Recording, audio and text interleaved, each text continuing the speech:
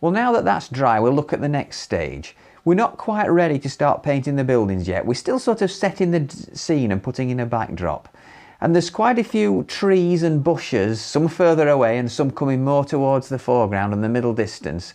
I'm going to paint all these trees wet in wet, so it's very important that I have all the colours ready. I'm going to start with some green. I'm going to take some Aureolin with just a touch of cobalt blue. I want a bit of lemon yellow, just slightly watered down, and then I want a rich dark green, and for that I'm going to use Viridian. Now that's a very strong green, like an emerald colour, but it's a good base for dark greens, and I'm going to add some ultramarine blue to it and then calm it down with some burnt sienna. And one other colour, raw sienna and burnt sienna, just to add a bit of warmth and variety into it. Right, now these colours are ready, let's have a look at the trees. Starting with this cool grey for the more distant ones. I'm just using the side of the brush to catch the paper so I get a sort of broken, uneven effect.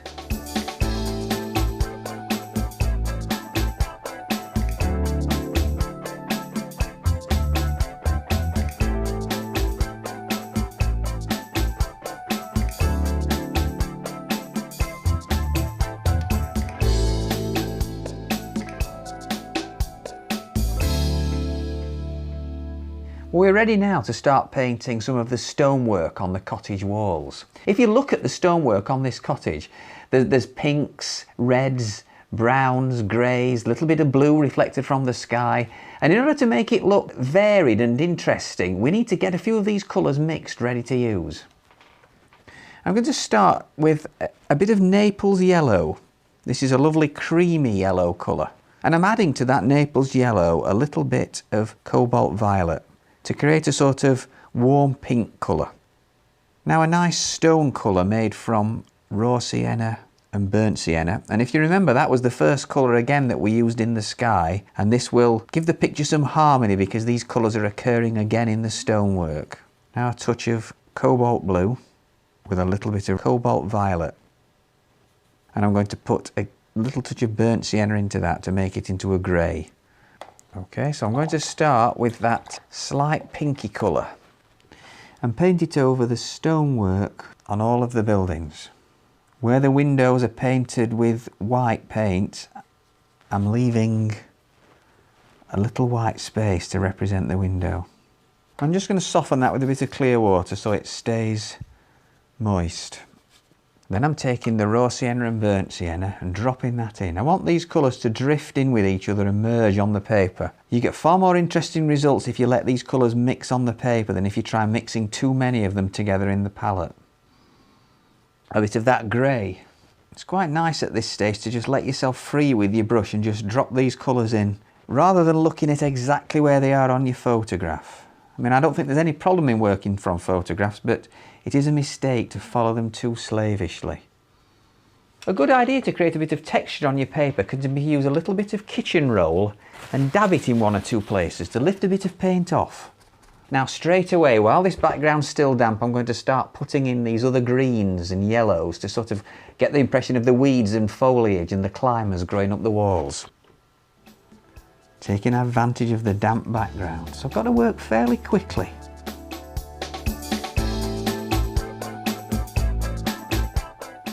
I'm not trying to copy all the shapes of the plants in this painting at all. I'm just trying to get an approximation, a sort of impression of it, if you like, just to sort of get the basics in place.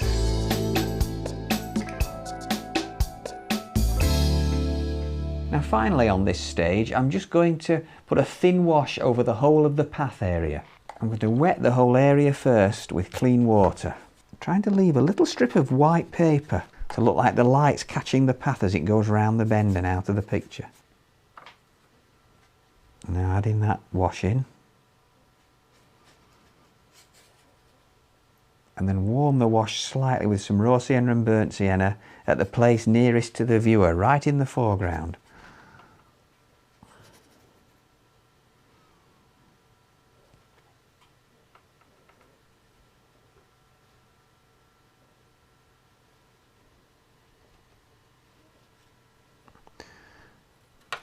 And it can help just to define these edges while the path's still wet, so they don't look too neat and tidy, almost as though they've been trimmed. Just by dropping it in to the edge there while the path is still wet.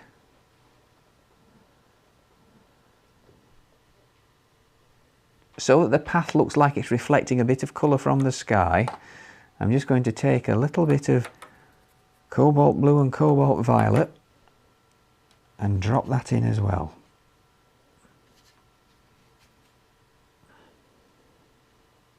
Well, now that we've got all the basic background washes in place, both for the foliage and the cottage and the path, all of it really, we can now start to develop the building by sharpening it up with a bit of detail.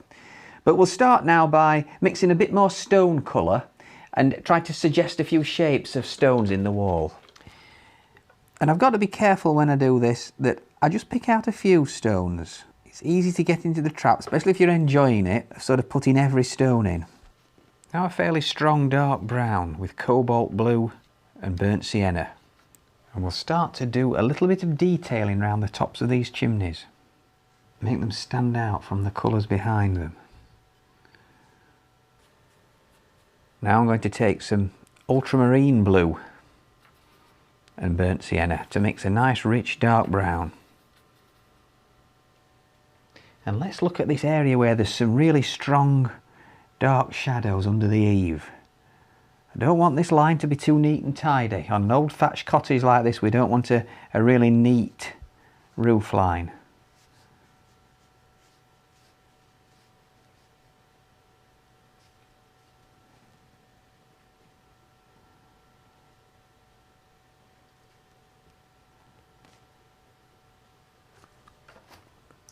And then I'm going to mix some shadow colour. Very important when you're mixing shadow colour that you mix it from some of the same elements in the sky. So I'm going to take that cobalt blue and cobalt violet and get a quite deep shadow colour there underneath that eave, so it looks like the roof sticks out further than the wall of the building. And then with a brush of clear water, we can just soften that at that point. And this not only serves to represent the shadow area of that foliage, but the dark there helps to pick out the edge of the roof of that little porch. I'm going to look at putting some more shadows in now, looking at a definite light and dark side to the building so they look like solid three-dimensional objects.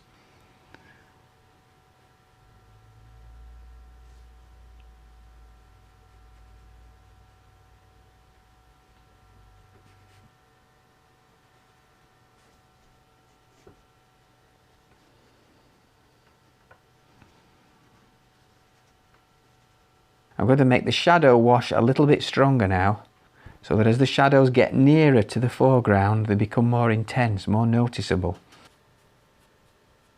And then let's drop some lemon yellow in for a bit of this foliage, bringing it all down to the top of this gateway. Again, working quickly so that I can drop this into the slightly damp background. And there's quite a few heads of little flowers in this dark area here next to the window.